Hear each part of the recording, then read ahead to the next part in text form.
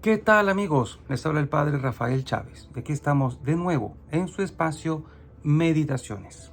Hoy es miércoles 9 de octubre y podríamos celebrar como memorias opcionales a San Dionisio, obispo y compañeros mártires, o a San Juan Leonardi, presbítero. En el nombre del Padre y del Hijo y del Espíritu Santo. Amén. Dios nuestro, que enviaste a San Dionisio y sus compañeros a predicar tu gloria a las naciones, y los fortaleciste con la virtud de la constancia en sus padecimientos, concédenos, por su imitación, no apegarnos a los bienes de este mundo, y no temer ninguna de sus adversidades. Por nuestro Señor Jesucristo, tu Hijo, que vive y reina contigo en la unidad del Espíritu Santo, y es Dios por los siglos de los siglos. Amén. La primera lectura está tomada de la carta a los Gálatas, capítulo 2, versículos del 1 al 2 y del 7 al 14. Queridos hermanos, después de 14 años, volví de nuevo a Jerusalén con Bernabé y también con Tito. Regresé porque Dios me lo había revelado. Ahí, en una reunión privada con los dirigentes, les expuse el evangelio que predico a los paganos. Hice esto para que mis trabajos pasados y presentes no resultaran inútiles. Todos reconocieron que yo había recibido la misión de predicar el evangelio a los paganos, como Pedro había recibido la de predicarlo a los judíos. Porque aquel que le dio poder a Pedro para ejercer el apostolado entre los judíos, me lo dio a mí para ejercerlo entre los paganos.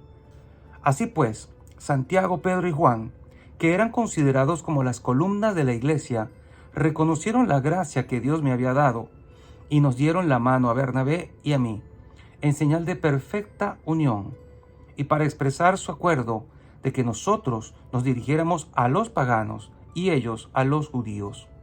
Lo único que nos pidieron fue que nos preocupáramos por los pobres, cosa que he procurado cumplir con solicitud.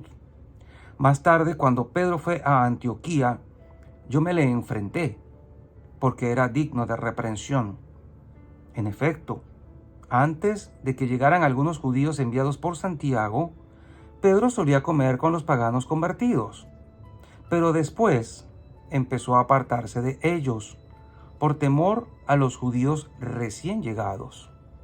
Los demás judíos convertidos imitaron su ejemplo, tanto que hasta el mismo Bernabé se dejó arrastrar por aquella conducta contradictoria.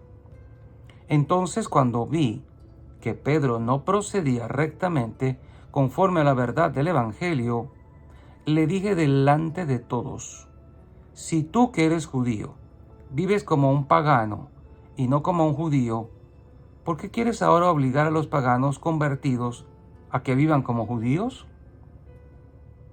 Palabra de Dios, te alabamos, Señor. Salmo 116. Id al mundo entero y proclamad el Evangelio. Alabad al Señor todas las naciones, aclamadlo todos los pueblos. Id al mundo entero y proclamad el Evangelio.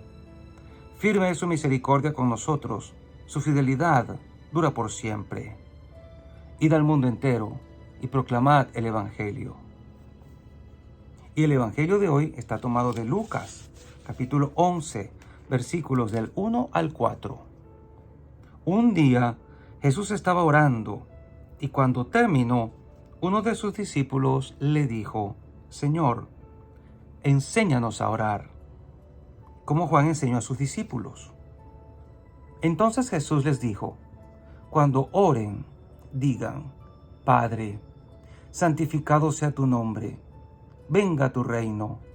Danos hoy nuestro pan de cada día, y perdona nuestras ofensas, puesto que también nosotros perdonamos a todo aquel que nos ofende, y no nos dejes caer en tentación. Palabra del Señor. Gloria a ti, Señor Jesús. Y bien, quería decirles que a veces, como ustedes saben, pues no me está siendo posible subir videos todos los días como años antes lo hacía. Entre otras cosas, porque mis obligaciones como vicario parroquial parece que están ocupando cada vez más espacio y mis actividades dentro de la Renovación Carismática Católica en la diócesis, pues también están ocupándome espacio. Por lo tanto, no se extrañen cuando más de una vez a la semana no aparezcan las meditaciones. Y usted se preguntará, ¿y por qué no las habrá subido? Primero, porque no me da suficiente tiempo. Segundo, porque esto lo hago yo solo. No tengo un equipo como otros sacerdotes tienen que me ayude o me apoye en la edición de cada video y se lleva su tiempo. Oren por nosotros, los que estamos, sacerdotes que estamos aquí en la brecha, en estas plataformas digitales, a través de las redes, tratando de hacer lo que tenemos que hacer en cuanto a la evangelización por las redes sociales. Lo importante es no desaparecer de aquí. Y bien, hoy el Señor nos pone ante la hermosa y grandiosa oración del Padre Nuestro. Se han escrito volúmenes y volúmenes de libros acerca del Padre Nuestro, de su significado, de qué es lo que quiso decir realmente Jesús, de cómo cada frase se inserta en la vida y en la fe de las personas. Pero vamos a hacer lo que podemos hacer en este breve tiempo de la meditación. Dice el texto que Jesús estaba orando en un lugar X y cuando terminó, uno de sus discípulos les dijo: Señor, enséñanos a orar como Juan enseñó a sus discípulos. Solo aquí hay dos elementos interesantes.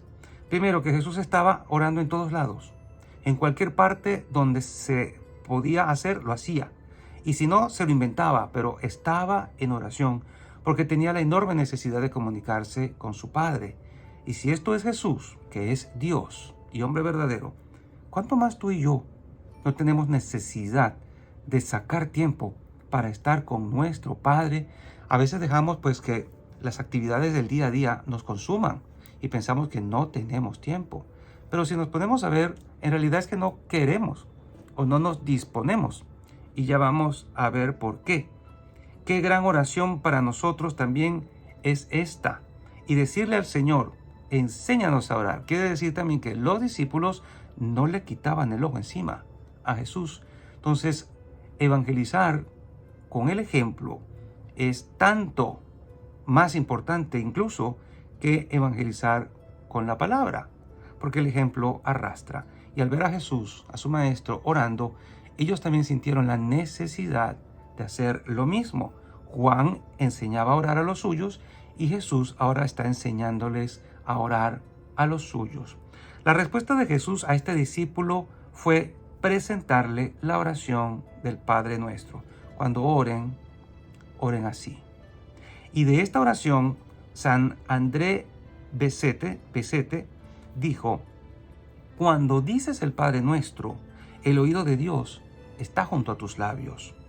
La gran doctora mística de la Iglesia, Santa Teresa de Ávila, llegó a decir que mientras rezaba el Padre Nuestro, se lograba mucho más con una sola palabra del Padre Nuestro, dicha de vez en cuando, pero de corazón, que con toda la oración repetida muchas veces deprisa y sin atención.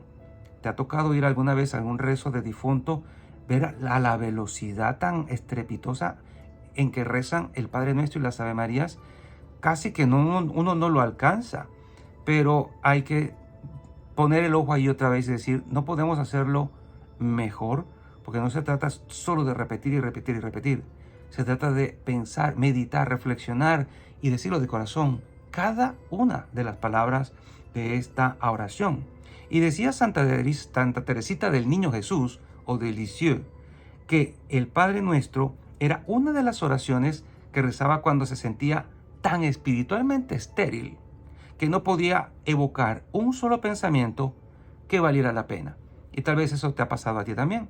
Vas a la iglesia o te pones a rezar en tu casa o estás frente al Santísimo y no te sale nada. Estás como seco. Pues empieza por decir el Padre Nuestro.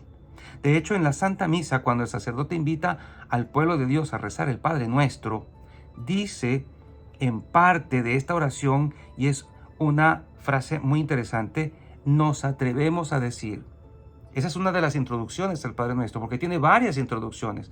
Solo es que siempre decimos la más común. Fieles a la recomendación del Salvador y siguiendo su divina enseñanza, nos atrevemos a decir. ¿No te has puesto a pensar por qué el sacerdote, por qué el misal, por qué la iglesia nos dice que nos atrevemos a decir? Pues ya te lo voy a decir por qué. Esta es una declaración interesante que revela especialmente la valentía infantil que estamos llamados a tener cuando rezamos esta oración sinceramente y desde el corazón. Realmente es excepcionalmente audaz llamar a Dios Padre.